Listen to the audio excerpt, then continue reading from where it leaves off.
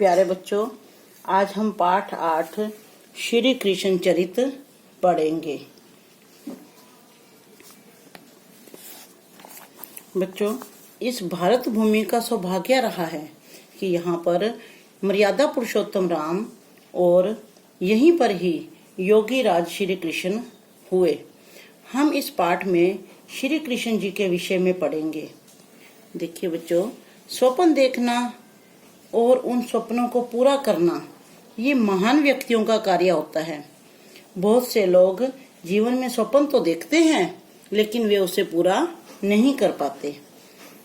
आज हम श्री कृष्ण के बारे में पढ़ेंगे कि इन्होंने स्वप्न देखे और जो भी लक्ष्य निर्धारित किए उसे पूरा किया। जब श्री कृष्ण का जन्म हुआ उस समय गांधार प्रदेश से असम तक तथा कैलाश पर्वत से लेकर रामेश्वरम तक सारे देश में हजारों मनमाने स्वच्छंद राजा भरे पड़े थे। यानी कि देश में जो छोटे छोटे जगह पर अलग अलग राजा थे, बहुत सारे राजा थे जो अपनी स्वच्छंद राजा थे, जो अपनी मनमानी करते थे। देश जो था वो छोटे छोटे भागों में बढ़ चुका था। कंस का राज्य केवल मथुरा में था, गोकुल और वृंदावन में नहीं था। यद्यपि मथुरा और वृंदावन का अंतर केवल 4 किलोमीटर था। देखो, थोड़ी थोड़ी दूरी पर ही अलग अलग राजा थे। सभी राजा स्वेच्छाचारी और विलासी थे, यानी कि विलास में डूबे हुए थे, भोग विलास में डूबे हुए थे। वे किसी की बात नहीं मानते थे, अपनी ही मनमानी करते थे। एक और हस्तिनापुर में कौरव और पांडवों की भयंकर कलह थी। हस्तिनापुर जो राज्य था उसमें कौरवों और पांडवों की भयंकर लड़ाई थी आपस में। दूसरी ओर असम के राजा नरकासुर की भी मनमानी हो रही थी।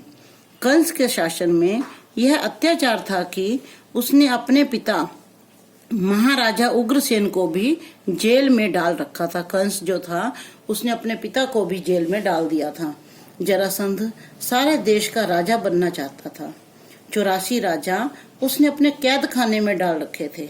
जरासंध बहुत शक्तिशाली था, वो चाहता था कि वो सारे देश का राजा बने और उसने इस तरह से लड़ाई कर करके 84 राजाओं को अपने जेल में डाल दिया था। कंस मथुरा के राज्य का सही हकदार नहीं था।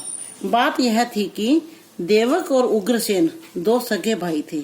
देवक और उग्रसेन थे जो वो आपस में दोनों भाई थे, और देवक की पुत्री जो थी वो देवकी थी और अग्रसेन का पुत्र था कंस। यानी कि जो कृष्ण की माता जी थी देवकी, वो देवक राजा की पुत्री थी, और उग्रसेन का जो बेटा था वो था कंस।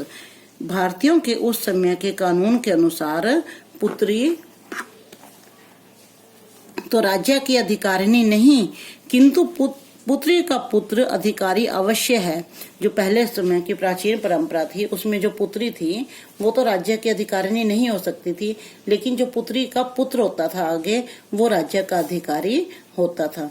जरासंध की शह पाकर कंस ने अपने पिता के रहते रहते ही मथुरा के शासन पर अधिकार जमा लिया था। इस अवस्था में प्रजा जो थी वो बेबस थी, लाचार थी, क्योंकि वो नहीं चाहती थी कि कंस उनका राजा बने।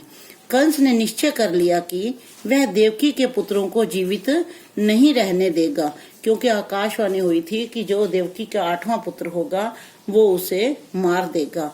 लेकिन वह बहुत डरा हुआ था और उसने उसके सभी बच्चों को मरवा दिया था। परंतु प्रजा जो थी वो सावधान थी। उसने कंस की चाल का मुकाबला किया। जनता ने सत्य और न्याय की रक्षा के लिए जोखिम उठाया। जनता ने देवकी का साथ दिया, कृष्ण का साथ दिया, और उनके लिए उन्होंने जोखिम भी उठाया। वह मथुरा के शासन का उत्तराधिकारी कंस को नहीं बल्कि देवकी के पुत्र को मानती थी। देवकी के जेल में होने से वह सब कुछ देकर भी देवकी के पुत्र की रक्षा करने को तैयार हो गई। यानी कि वहाँ के जो लोग थे, वहाँ की जो जनता थी वो भी देवकी के साथ मिली हुई थी और वो भी चाहती थी कि श्री कृष्ण कंस का वध करे। जनता के पहले प्रयत्नों की असफलता ने उसके संकल्प को कमजोर नहीं किया। देवकी के पुत्र की रक्षा हेतु नंद ने अपने नवजात बालक की कंस की भेंट करने का मन बनाया। यानी कि जो वो राजा था नंद, वह भी यही चाहता था कि जो देवकी का पुत्र है वह बच जाए, तो उसने अपने बच्चे को देवकी को दे दिया और देवकी का जो बेटा था कृष्ण वो उसने ले लिया। जेल के द्वार खुल गए, पहरेदारों ने स्वयं मार्ग दे दिया, रास्ता दे दिया। जो पहरेदार थे, नंद बाबा को श्री कृष्ण के धर्म पिता बनने का सौभाग्य प्राप्त हुआ। बालक कृष्ण ने होश संभालते ही अपने मित्रों के साथ मिलकर गोकुल का मक्खन शहर में जाना बंद करा दिया तथा इस दही मक्खन की वृद्धि के लिए गोवर्धन पूजा की परिपाटी को जन्म दिया। जब श्री कृष्ण ने थोड़ा सा होश संभाला तो उसे पता चला कि जो ये गौओं का मक्खन है ये कृष्ण के उसमें कंस के राज्य में जाता है, तो वह उसने वहां पे जाने से मना कर दिया और सबका बंद करवा दिया। गौओं के बड़े बिना और पुष्ट हुए बिना गोरस को बढ़ाया नहीं जा सकता था।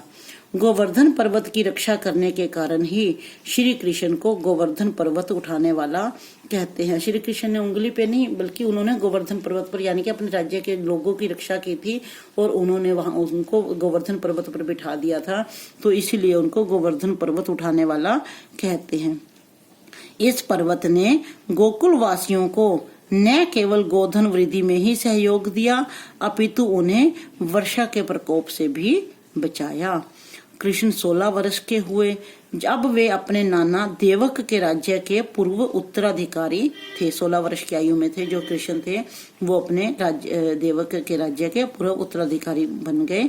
मथुरा वासियों ने उन्हें बुलाने के लिए अक्रूर जी को दूत रूप में भेजा। मथुरा वासी चाहते थे कि वे आए और अपना पद संभालें और उन्होंने उसे अक्रूर जी को भेजा। वे बलराम और श्री कृष्ण का इंतजार कर रहे थे। कंस अब जिंदा नहीं रह सकता, फौज विद्रोह कर देगी, सिपाही प्रजा से जा मिलेंगे। गोकुलवासी नहीं चाहते थे कि श्री कृष्ण और बलराम उन्हें छोड़कर मथुरा में जाएं, परंतु जीवन में ऐसे महान अवसर भी आया करते हैं जब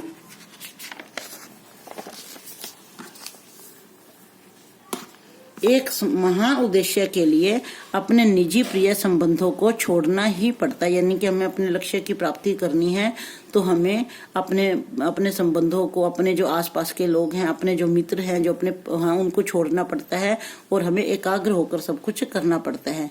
कृष्ण को भी इन्हें छोड़ना पड़ा और कंस विरोध के लिए मथुरा जाना पड़ा। मथुरा निवासियों ने जय जयकार के साथ श्री कृष्ण का स्वागत किया। यह जय जयकार तीव्र से तीव्रतर होती गई, बहुत ज्यादा बढ़ गई। कंस के देखते ही देखते उस आवाज ने महल को चारों ओर से घेर लिया। भयभीत कंस बहुत डर गया इससे।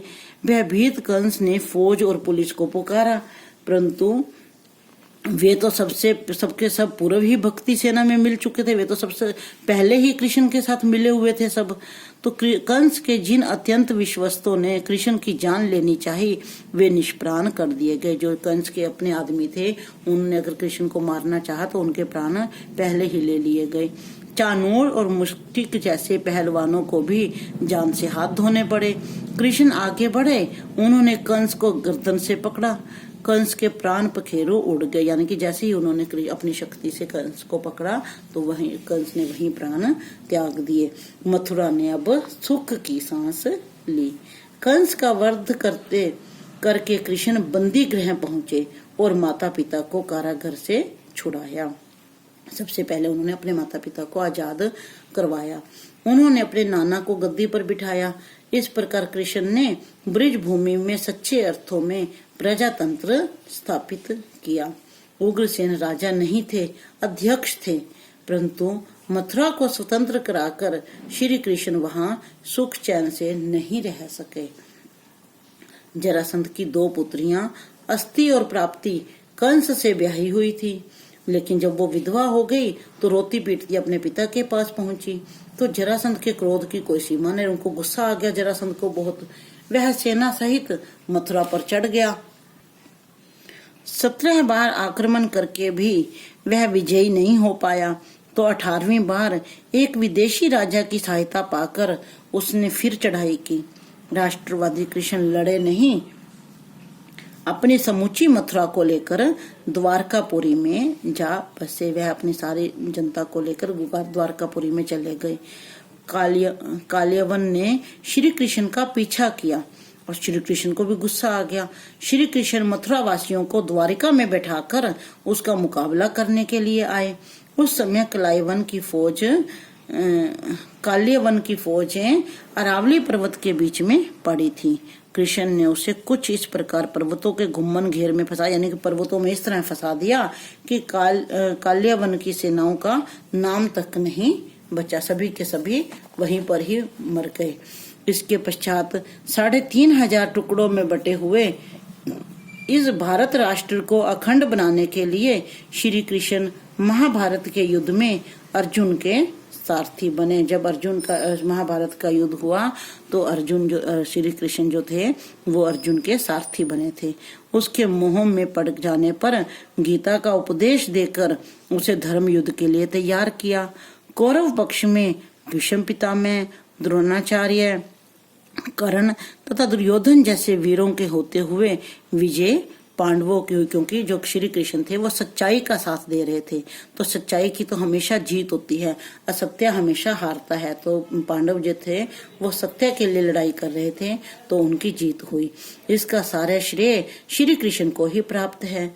उनकी नीति सच्चाई के पक्ष में थी।